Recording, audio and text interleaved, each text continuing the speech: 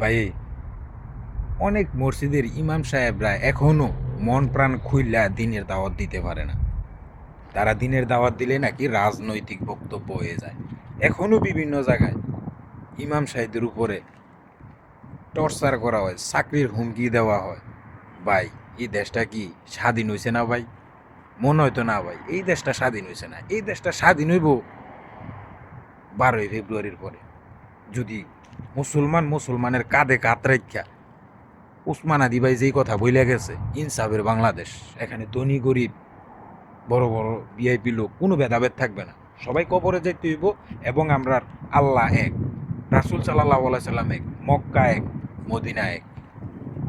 আমরা সবাই এক তরিকার লোক, কাঁধে কাঁধ রেখা মুসলমানের ভাই, মুসলমানদের সাপোর্ট করতে হইব, অন্য কেউ রে না।